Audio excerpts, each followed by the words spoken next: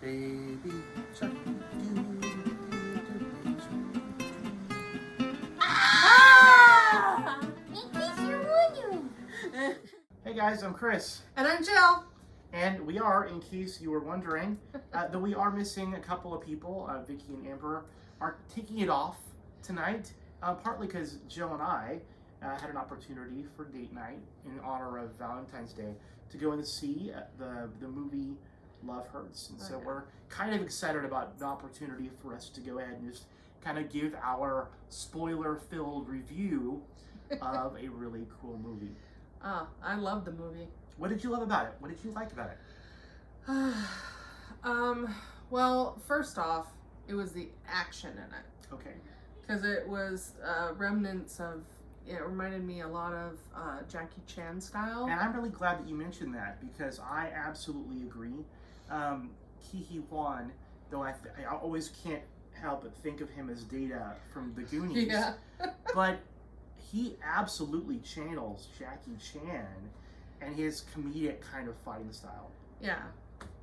But it was also kind of neat to see somebody that you don't really see a whole lot be very physically active. You know, it's like when Charlize Theron in Atomic Blonde, where she just all of a sudden, out of left field, was doing all these action things, and then now he's doing the same thing, and it just kind of throws you off, and it's just such an awesome feeling, and just, wow, you're really impressed. No, I agree. I really feel like, you know, in the character here of Marvin Gable, I usually think of Quan as being kind of a geeky, nerdy kind of guy, and the fact that he's playing a character that is this legit assassin, essentially, right? Yeah. With a body count, and yet he's living this very wholesome life, you know, hiding who he really is. I thought I really loved it.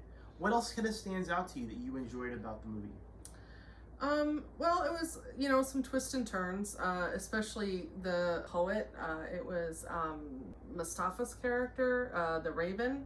Oh, he ended up being a poet in it and ends up falling in love with Kiki Kwan's office assistant after he tried killing her boss. So it was just it's just how love can be messy, trying to find who you are in this world, and it's just interesting to see. Love can be messy. That should go on a t-shirt, right? I think that is absolutely true. And it doesn't make sense, does it? No. No, and I think that was something that we had noticed here in this movie, was that idea that sometimes love is crazy and it's out of control and it doesn't make sense. And certainly seeing the character of Raven and Ashley kind of falling in love despite circumstances is really cool. I think we both had remarked that we had recognized the guy who played René Merlot. What did you recognize him from? Because I think we both had that realization. Oh, Twilight. Yeah. Yeah. So, Cam Gigandet, all right? He really, he's that character from Twilight. The first movie. The very first movie. Yeah. Yeah. So it's always funny when you see people and you're like, where do I know you from? Yeah. And he had also been in... Burlesque. Burlesque, that's right. That's what I was thinking as well. He was in a few other movies, but those are the ones that, you know, I'm a girl, and I like girly movies.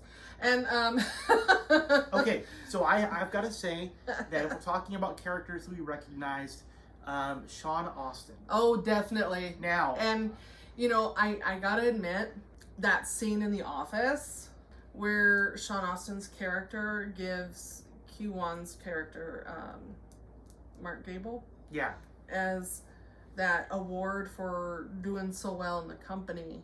And it was kind of like, even though it was like a reunion of Goonies, but at the same time, if you really think about that moment and how it was for their lifetime for the last 30 years, Sean Astin's always had his back and always knew that he could be this really good movie star and pushing forward, even though he felt like his career was over, you know. And so to see that and it was kind of like a just coming back around, and a very touching moment. It wasn't just about the characters themselves, but how those two was like, you know, he was saying when Sean Astin's character meets his untimely end, where he says he has faith in him.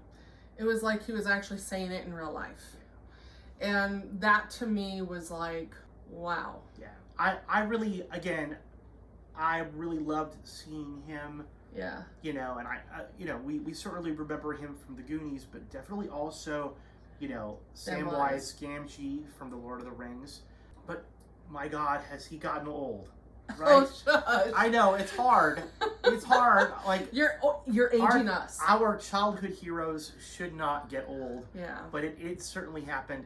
But I really loved seeing it, and the fact that they both got to share this movie together. I'm just heartbroken that they kill him. Right? Yeah. Right? Like, why? Now, talking about killings. Yeah. What about that straight shot through the brain of a property brother? Okay, so you want to talk about a comedic part. One of the property brothers, Drew Scott, was in this movie as well, which I was actually it was kind of funny. You know, he was playing a guy who was selling real estate. And he's like, oh, I'll save you. And he ends up getting a bullet right in the head, like within... There are definitely, I think just as much as it is a legit action movie, it also leaned heavy into the humorous side, right? Yeah. I think about Marshawn Lynch's character, right? He plays the character King. Yeah. Definitely more of a comedic part here in this movie, and so I had appreciated that a lot. And I think the character of Kippy, he was also meant to be a very kind of humorous, but kind of disgusting. Yeah, that too. I it's just one of those characters. It's like, you know, of all the people that should have died, a schmarmy character like that should have gone. I will say though that we haven't really talked about two people so far. Yeah. So Ariana DeBose, who played Rose. Oh yeah, she was good. Right. I thought she had a real, I don't know, femme fatale, just very strong female presence. Just as much as she seemed to love Marvin Gable, she was not. She kind of enjoyed messing with him. Yeah, but you could tell that was her MO across the board, is messing with everybody. But she did it for a purpose. Mm-hmm. It was never just to mess with him, just to mess with him. It was to mess with him for a purpose. Yeah. But I really liked her character. Mm-hmm. I thought she was really interesting. Yeah. I think that, you know, Marvin Gable knew what he was doing by letting her live. Yeah. He knew that by letting her live, he was essentially signing his own death warrant. Mm-hmm. And with his brother, who is Daniel Wu. Yeah, Knuckles. Knuckles right? is his name. That, talk about a nickname there. Yeah. I think that the build up, that final fight scene. Yeah, was really good. It was really, really good. It kind of gave me a reminiscence of Bruce Lee, kind of Crouching Tiger. And that you know, just that strong moment of just that, I'm gonna stop you no matter what. I don't care who you are. You're not good. And well, you know, it's funny that he Knuckles had told his brother Marvin that basically, like, he had never been able to beat him. Yeah. Right. That Marvin had never beaten him before, and yet at this time he does. He does. And I guess the question I had wanted to ask myself was, what really had changed during that time that would make him able to fight better? Well, I think it was he already knew how to fight good enough to beat his brother, but I think it was he didn't have confidence in himself. Where Sean Astin's character and Ariana DeBose character really just gave his character that confidence boost that he needed, that strength that he needed in himself to know that he will no longer be a puppet for his brother. Exactly. And I think that he finally had something in his life that was worth fighting for. Yeah. And I thought that was really interesting. Yes. So I've got to say, I really enjoyed it. If you haven't seen Love Hurts, what are you waiting for? You really should. Oh my goodness, it's so good. Yeah. And so just remember, love does hurt, especially when you're married.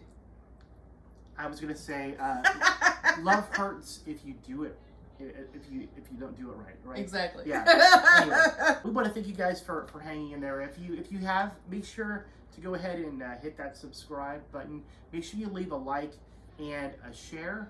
Oh, and check us out on our Instagram as well as our Facebook. We certainly appreciate the love and support. Hey, as always, I'm Chris. And I'm Jill. And hey, we really love you guys for joining us. Have a good one. You too. Bye-bye. Adios. In case you